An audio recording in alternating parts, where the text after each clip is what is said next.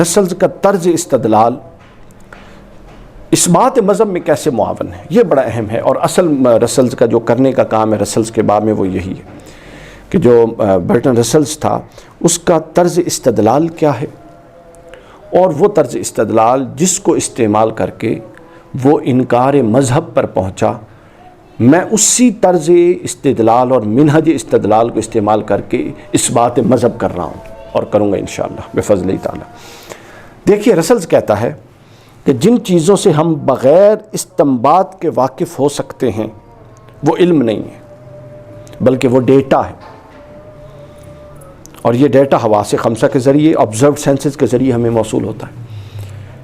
یعنی وہ کہتا ہے کہ علم کی یہاں پر آ کے اس نے ایک اور صورت بیان کر دی کہ جن چیزوں میں کوئی عقل کی ورزش نہیں ہوتی، کوئی غور نہیں کرنا پڑتا، کوئی استنباط نہیں کرنا پڑتا، کوئی استدلال نہیں کرنا پڑتا، اور یقیناً دیکھتے ہی آپ کو ایک چیز سمجھ آ جاتی ہے آنکھ سے دیکھ کر یا کان سے سن کے یا ہاتھ سے چھو کے، تو گویا وہ علم نہیں ہے بغیر استنباط کے جو آ رہا ہے، وہ ڈیٹا ہے جو آپ کو دیا گیا ہے سراؤنڈنگز میں، جن کی بنیاد پہ آپ نے علم کی عمارت قائم کرنی. یہ وہ خام مال ہے جس کی بنیاد پہ آپ نے جو آپ کے استدلال میں، جو آپ کے استنباط میں، جو آپ کے مسائل اور منہج کے استنباط رد اور قبول میں استعمال ہوگا. یہ وہ ڈیٹا ہے، یہ خود کوئی علم نہیں ہے. یہ رسلز کا بنیادی نقطہ ہے. پہلا محض دعویٰ ہے کہ ہم سائنس میں صرف حقیقی طور پر ثابت کرتے ہیں. اگلا پوائنٹ اس کے اندر یہ تھا کہ رسلز کا دوسرا نقطہ، پہلا میں نے بتا دیا کہ وہ علم کو یوں سمجھتا ہے کہ جو استنباط اور استدلال کے ذریعہ ہے وہ علم ہے، باقی ڈیٹا ہے. اس کے بعد وہ کہتا ہے کہ کائنات کے بارے میں ہمارا جو تصور ہے اس پوری یونیورس کے بارے میں، یہ تصور تجرباتی اور حواس سے ثابت شدہ نہیں ہے بلکہ استنباطی ہے، انفرڈ ورڈ ہے، انفر ہے، استنباطی ہے، مگر ہم اس کے قائل ہیں. یعنی اب وہ مقدمہ یہ بناتے جا رہا ہے کہ ضروری نہیں ہے کہ ایک چیز کو ماننے کے لیے اس کا مشاہدات، ڈیمونسٹریشن اور تجربات کی کسوٹی پر پورا اتارنا پہلے ضروری ہو اور پھر آپ اس کو ماننے کی طرف جائیں. وہ کہتا ہے ایسا نہیں ہے، کیونکہ اس کائنات کی اس نے مثال دی یونیورس کے بارے میں. وہ کہتا ہے یونیورس کے بارے میں جو ہماری رائے ہے، یہ رائے ہم نے چند کائنات کے وہ اجزاء جو ہمارے علم میں تھے، جن کو ہم نے دیکھا یا مشاہدہ کیا یا تجربہ کیا، ان کی بنیاد پہ باقی پوری یونیورس کے بارے میں ہم نے کانسیپٹ ڈیولپ کر دیا، جو کہ 100% پریکٹیکل نہیں ہے.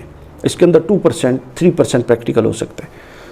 اس کے بعد یہ کیا ہے؟ یہ استنباطی ہے، یہ استخراجی ہے، یہ انفر کیا گیا ہے ان معلومات اور ان تجربات سے جو اس کے چند پرسنٹ 1% حصے پر کیے گئے.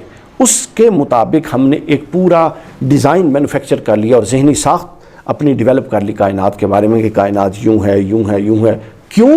کیونکہ کچھ حصے جو ہمارے تجربے میں آئے اور ہمارے علم میں آئے اور ثابت شدہ تھے وہ یہ اس کے اندر خواص تھے. اب وہ کہتا ہے کہ اگر آپ صرف انکار ہی پر آئیں اور آپ یہ بنیاد بنا لیں کہ آپ نے صرف اس چیز کو ماننا ہے جو پوری طرح تجربے سے ثابت ہو، چونکہ مذہب کے خلاف غیر مذہبی لوگوں کا اور ملحدین کا جو سب سے بڑا مقدمہ ہے وہ یہ ہے کہ مذہب کے حقائق پریکٹیکل بنیادوں پر پریکٹیکلی ثابت نہیں ہو سکتے. یہ مقدمہ ہے ان کا، اور یہ مقدمہ خود ان کا امام رد کر رہا ہے. اور وہ کہتا ہے کہ اگر کہ کائنات سے متعلق ہے، اس نے ایک مثال دے کے اپنا موقف بیان کر دیا کہ ضروری نہیں ہے کہ ہر چیز تجربے کی کسوٹی پر پرکھ کے ہی قبول کی جائے گی. یہ ضروری نہیں ہے. کیوں؟ کیونکہ ہم کائنات سے متعلق جو تصور رکھتے ہیں یہ تجربے کی کسوٹی پر پرکھ کے نہیں رکھتے، بلکہ یہ استنباطی تصور ہے اور استخراجی تصور ہے. آگے وہ کہتا ہے کہ افکار کے حوالے سے وہ کہتا ہے کہ یہ دماغوں میں ہوتے ہیں. اب دیکھتے جائیے جو میں پوائنٹس بتا رہا ہوں. وہ کہتا ہے جو آپ کی فکر ہے، آئیڈیاز ہیں، تھنکنگ ہے، یہ آپ کے دماغ کے اندر ہوتی ہے اور ان کا خارج میں کوئی وجود نہیں ہوتا. یہ اس نے مائی فلوسافیکل ڈیولپمنٹ صفحہ 94 پر کہی ہے، 194 پر، کہ جو آپ کے افکار و نظریات ہیں یہ آپ کے اندر داخل میں ہیں، ان کا خارج میں وجود نہیں ہوتا. اس کے باوجود لاکھوں افکار قبول کیے جاتے ہیں، بعض کو رد کیا جاتا ہے.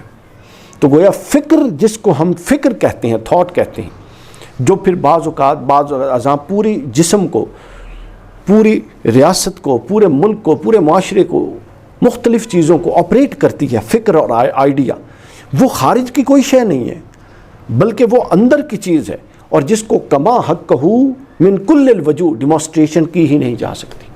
تو اگر کوئی ایسے تصور جس کی کما حقہ ڈیمانسٹریشن پاسبل نہ ہو، جیسا کہ مذہبی حقائق ہے، علم غیب ہے، جنت ہے، دوزخ ہے، خدا کا وجود ہے، اور ایسے بہت سارے حقائق ہیں جس کی پریکٹیکل ڈیمانسٹریشن جو سائنٹیفک منہج کی ریکوائرمنٹ ہے، سائنٹیفک طریقہ کار کی، اس پر نہ کی جائے تو اہل جو منکرین مذہب ہیں وہ کہتے ہیں لو جی مذہب کو تو ضرورت ہی نہیں ہے، چونکہ مذہب کی جن بنیادوں پر مذہب کھڑا ہے وہ بنیادیں کمزور ہیں۔ ہرگز ایسی بات نہیں، بلکہ اگر مذہب کی بنیادیں کمزور ہیں تو آپ ان معقولات کا انکار کیجئے، ان سائنٹیفک حقائق کا انکار کیجئے، ان تصورات کا انکار کیجئے جس پر یہ پوری کی پوری دنیا قائم ہے، ان پرسیپشنز کا انکار کیجئے، اس تصور کائنات کا انکار کیجئے جو محض ایک استنباط پر کھڑا ہے۔ تو دو رخی نہیں ہونی چاہیے کہ اگر آپ وہ استنباط سائنٹیفک اور محسوس اور مادی چیزوں میں تو قبول کر لیں، مذہب کی بات ہے تو آپ کہیں نہیں، آپ پورا کا پورا انداز بدل لیں، یہ منافقت ہے۔ یہ ہو رہی ہے اہل مذہب کے ساتھ، جس کو سمجھنے کی ہمارے ہاں ہم جس کو اچھی طرح سے نہیں سمجھ سکے اور اچھی طرح سے ہم اپنا مقدمہ کانسٹیٹیوٹ نہیں کر سکے اس کے حوالے سے آج کے عصری تقاضوں کے مطابق۔ تو رسلز نے یہ کہا تھا جی کہ اگر فکر، اب فکر دیکھ لیجئے کتنی اہم بات ہے کہ فکر جو پورا کا پورا ایبسٹریکٹ آپ کے ذہن میں موجود ہے، اس کو جس طرح سے آپ زمین پر کبھی پورا نہیں کر سکتے، بلکہ اگر آپ اس کو کسی طرح انسٹیٹیوشنلائز یا آپ کو اس کو پلاٹ کریں گے زمین پر تو ظاہر ہے کچھ نہ کچھ اس میں ایرر رہیں گے، چونکہ یہ ہیومن بینگز کر رہی ہیں اور وہ ایبسٹریکٹ ایک پوری مجرد چیز ہے۔ تو اگر فکر کے یا نظریے کے یا تصور کے رد ہونے کے لیے اس کی پریکٹیکل ڈیمونسٹریشن ضروری ہے، اور پھر 100% پریکٹیکل ڈیمونسٹریشن ضروری ہے، تو دنیا کا ہر سائنسی تصور رد ہوتا ہے، کیونکہ سائنس تو غلطی در غلطی، امکان خطا در امکان خطا کے بعد کئی نظریات کے بعد جا کے ڈیولپمنٹ کے پروسیس میں پڑتی ہے۔ اور آج ہم جن تصورات کو مانتے ہیں ہم سے پہلے نہیں تھے، آج ہم جن کو نہیں مانتے ہم سے پہلے لوگ کئی سائنسی تصورات کے قائل تھے، جو وقت کے ساتھ ساتھ گریجولی اس کا انکار ہو رہا ہے۔ لیکن مذہب کے جو حقائق ہیں یہ اس رد و قبول اور اس نہیں ہے کہ آج صحیح ثابت ہو گئے یا وہ غلط ثابت ہو گئے، مذہب کے حقائق اپنی جگہ پہ کھڑے ہیں، طریق استدلال اور طریق استنباط کے ذریعے ان کا ثبوت ہوگا، لیکن کوئی مذہبی حقیقت جو کل تھی وہ آج بھی اسی طرح حقیقت ہے، اس کی حیت اصلیہ قائم ہے، حیت قضائیہ بدل سکتی ہے، حیت اصلیہ قائم ہے، لیکن اس کی اصل کا، اس کی روح کا کبھی کوئی انکار نہیں کر سکتا۔ یہی وجہ ہے کہ ہمارے ہاں جو چھوٹے دماغ ہیں وہ یہ سمجھتے ہیں کہ مذہب کی ہر حقیقت کو سائنٹیفکلی یوں پروو ہونا چاہیے، اور بھائی جس سائنس کی بنیاد پہ آپ مذہب کو پروو کروانا چاہ رہے ہو وہ تو خود 10 سال بعد بدل جائے گی، تو لہٰذا یہ ناقص سوچ ہے۔ اصولی استنباط کی طرف جائیں، اصولی استدلال کی طرف جائیں، اصولی موقف کی طرف جائیں، اور جب اصولی موقف جو سائنس کا ہے اس سے معقول موقف، سب سے زیادہ جو معقول موقف جس کو سائنس سمجھتی ہے، مذہب سے بڑی شے ہی کوئی نہیں جو اس کو قبول کرتی۔ مذہب کی تمام بنیادی معتقدات کھڑے ہی سائنٹیفک حقائق پہ ہیں، محسوس، سائنٹیفک سے مراد کیا ہے؟ محسوس، جس کو ہاتھ سے ٹچ کیا جا سکے۔ آپ قرآن اٹھا لیجئے، الحمد سے والناس تک 100 سے زیادہ میں آپ کو مقامات دکھا سکتا ہوں جہاں پر اللہ رب العزت نے اپنی وحدانیت پر، اپنی توحید پر اور شرک کے انکار کے لیے جو استدلال قائم کیا وہ یہ کیا، اس کائنات پر غور نہیں کرتے، بارش برستی ہے غور نہیں کرتے، وہ بارش کا پانی زمین، بنجر زمین میں جاتا ہے اور طرح طرح کے خوشبودار پھول پھل نکلتے ہیں، غور نہیں کرتے۔ وہ مردہ زمین ہوتی ہے، جب اس کے اندر پانی جاتا ہے اس مردہ زمین کے اندر، تو وہ مردہ زمین کے اندر وہ پانی اس کو کیسی زندگی بخش دیتا ہے، تم غور نہیں کرتے کون ہے جو اس کو وہ زندگی بخشے۔ اس کے بعد حیات بعد از موت پر اس پر استدلال کیا جاتا ہے کہ تم غور نہیں کرتے کہ کون ہے جو مردہ زمین کو زندہ کر دے گا۔ پھر قرآن مجید نے ابراہیم علیہ السلام، حضرت عزیر علیہ السلام کی باقاعدہ مثالیں دے کر بتا دیا کہ دیکھو ان اللہ کے نبیوں نے سوال کیا اور اللہ نے کیسے ان کی پریکٹیکل ڈیمونسٹریشن کے ذریعے ان کا اطمینان کیا۔ تو یہ پوری کائنات، یہ بارشیں، یہ آسمان، قرآن کہتا ہے دیکھو کیسے ستونوں کے بغیر کھڑا ہے، غور نہیں کرتے۔ یہ پورا ڈسپلن، نظم جو کہکشاؤں میں سورج چاند ستارے اپنی مدار میں حرکت کر رہے ہیں، آپ ایک گھر کا ڈسپلن چلاتے ہوئے تھک جاتے ہیں، تو کون ہے وہ جو اس کو اتنے ڈسپلن سے لاکھوں سالوں سے چلا رہا ہے کہ سورج کبھی ایک سیکنڈ اپنے وقت سے اوپر نیچے نہیں ہوا؟ کون ہے؟ یہ وہ محسوس حقائق ہیں جس کو ہر ریڑھی والے سے لے کر ایک اعلیٰ درجے کے دماغ تک سب کے سب یکساں طور پہ دیکھ رہے ہیں۔ یہ ہے اسلام کی حقانیت۔ اس کے تمام بنیادی معتقدات کا جو مدار ہے وہ محسوس پہ ہے۔ نبوت کے بارے میں ایسا ہے کہتا ہے دیکھو تم ایک راستے میں جا رہے ہو، کیا تمہیں گائیڈ کی ضرورت نہیں ہے؟ کون ہے جس کو نہیں؟ کیا تمہیں یہ نہیں ضرورت کہ کہیں کھائی ہو؟ کیا تمہیں یہ نہیں ضرورت کہ بچ کے کیسے گزرنا ہے؟ آخرت کے حوالے سے معقول استدلال۔ کون سا ایسا دنیا میں کام ہے جس کا آپ ذہن میں کوئی نہ کوئی حاصل نہیں رکھتے؟ آپ کہیں اٹھ کے جاتے ہیں، آپ کا کوئی مقصد ہوتا ہے، آپ کھانا کھاتے ہیں، آپ کا کوئی مقصد ہوتا ہے، آپ سوتے ہیں، آپ کا مقصد ہوتا ہے باڈی کو ریلیکس کرنا، آپ پڑھتے ہیں، آپ کا مقصد ہوتا ہے نالج گین کرنا۔ تو یہ سب کچھ تو با مقصد ہے، لیکن کیا آپ اس دنیا میں آئے اور آپ کو لایا گیا پلان کے تحت، یہ بے مقصد ہو گیا؟ تو گویا قرآن نے ہر شے کا استدلال اور استنباط محسوس اور سائنٹیفک طریق پر رکھا ہے۔ یہ ہے میرا وہ اصول جس کو میں کہتا ہوں کہ قرآن کے بنیادی معتقدات ہمیشہ معقول اور سائنٹیفک بنیادوں پر رکھے گئے ہیں۔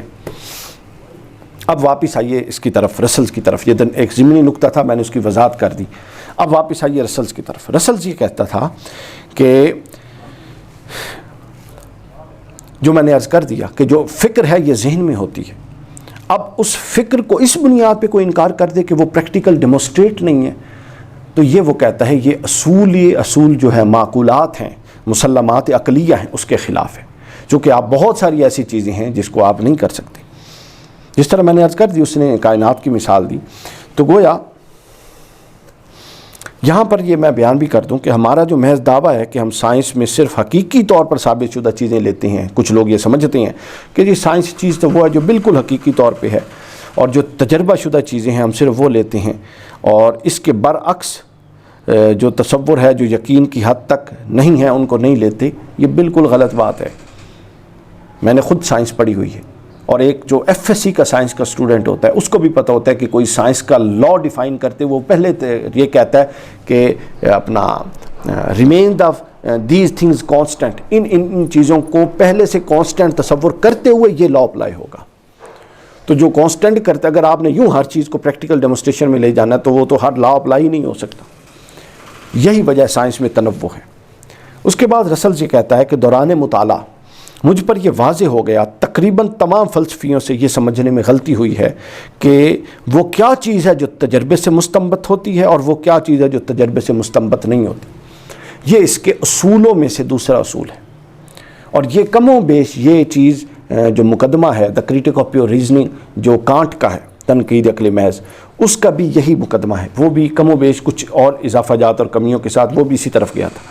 تو رسلز صاحب یہ کہتے ہیں، برٹن رسلز، کہ یہ سمجھنے میں نے جتنے فلسفیوں کو پڑھا ان سے یہ غلطی ہو گئی۔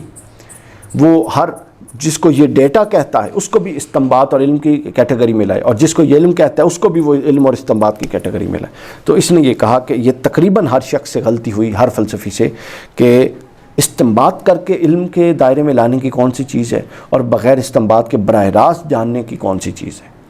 یہ اس کی ٹرم ہے۔ کانٹ جب اس کو لیتا ہے تو کانٹ اس کو کہتا ہے پریوری، اس کے لیے لفظ استعمال کرتا ہے کہ وہ شے جو بغیر مشاہدے کے تجربے کے ہمارے علم میں تھی، اور وہ علم جو تجربے کے ذریعے آیا، پہلے اس کو الگ کیجئے تب آپ حقائق پر بحث کر سکتے ہیں۔ وہ الگ ہے، جب ہم نے کانٹ پر بات کی تو اس میں لے جائیں گے۔